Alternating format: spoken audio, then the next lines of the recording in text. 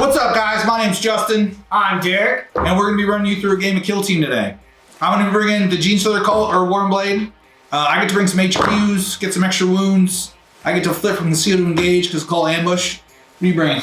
I am bringing Intercession Squad. I am bringing 6 Space Marines, a little bit of shooty, a little bit of stabby, and a whole lot of free from GW. Thanks, G-Dubs. Yep. We're going to be playing the basic TAC Ops rules from the starter set. It's going to be pretty dope. We're going to get to deployment here. All right, before we get started, we are going to roll for attacker defender to see who deploys first, which side of the board we're going to play on, and all that good stuff.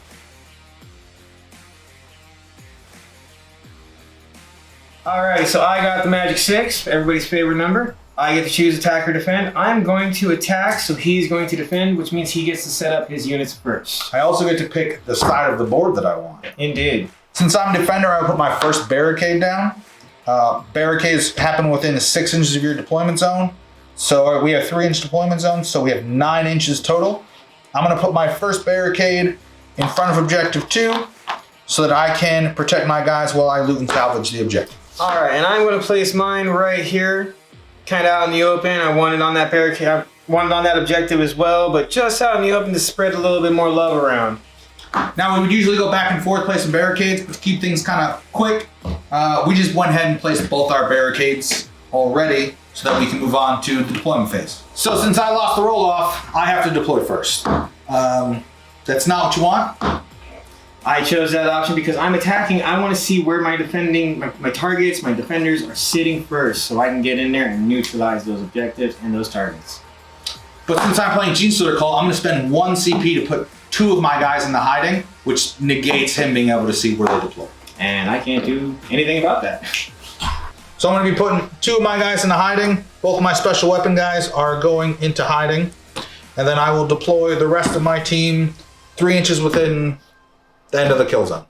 So I've deployed all my guys. They're all going to be on Conceal because I'm Genestealer Cult and I can flip from Conceal to Engage first turn, like it's second turn. Alright, I've got my Space Marines deployed on the board. I have 4 units with Engage orders. I've got 2 units with Conceal orders.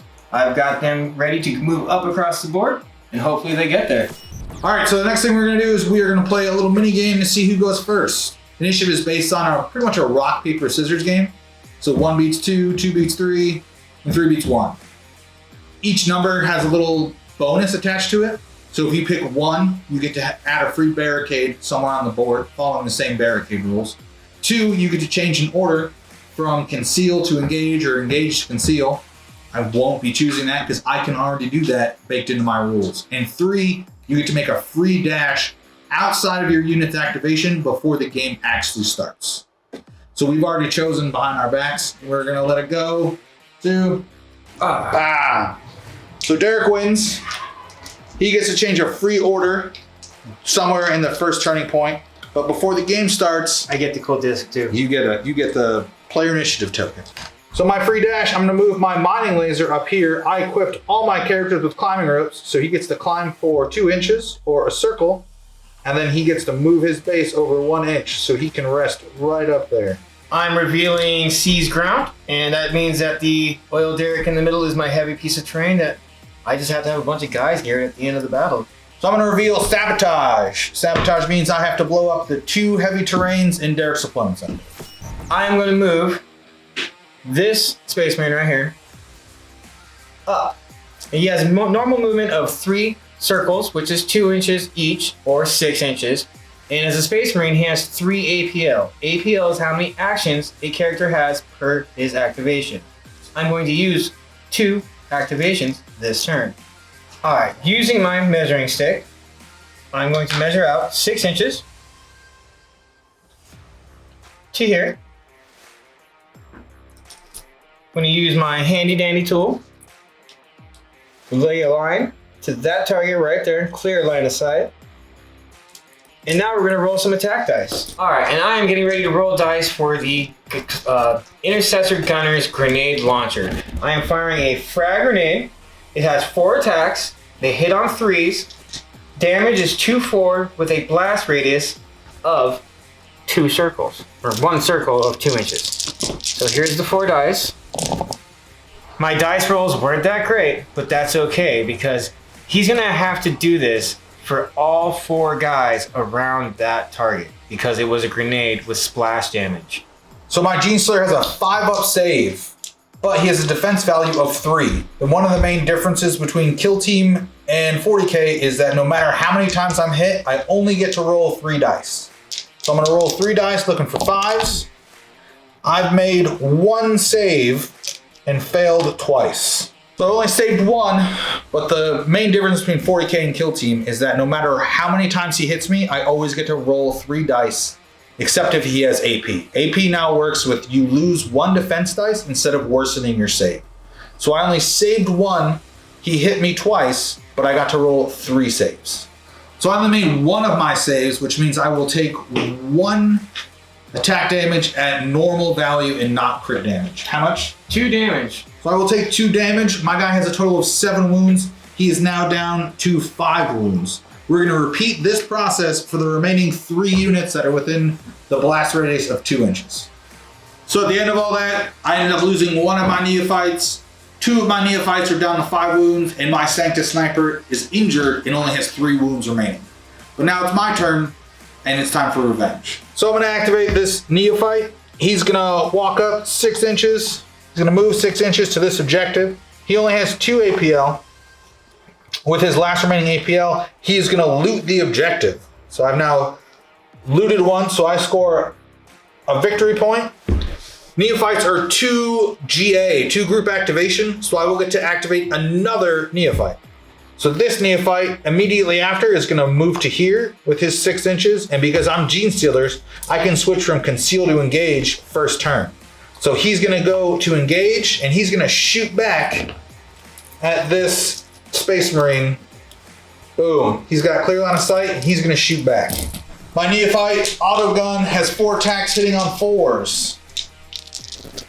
But because I am a Gene Stealer and use Cult Ambush, I get to pick 1 number to re-roll. So I will re-roll the 1s and fish for 4s. And fish for 4s. I hit 1 time. All right, and my Space Marine, he is rolling 3 dice as well, saving on 3s.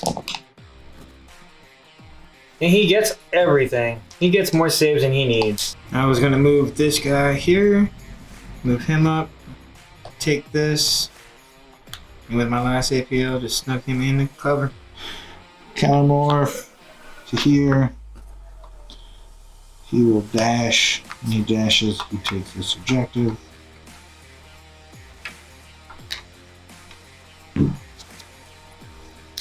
Alright, I'm gonna move him up and then up again to take this objective right here.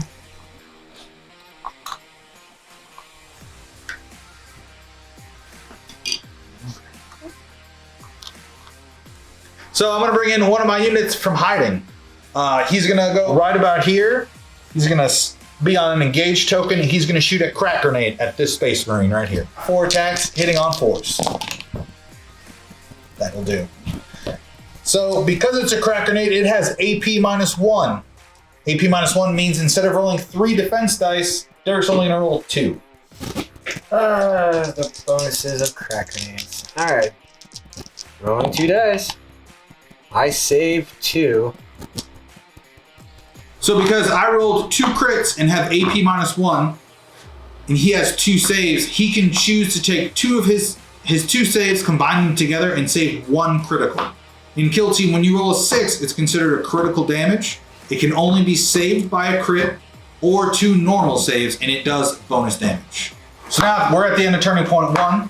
I've scored 2 victory points for looting 2 of my objectives.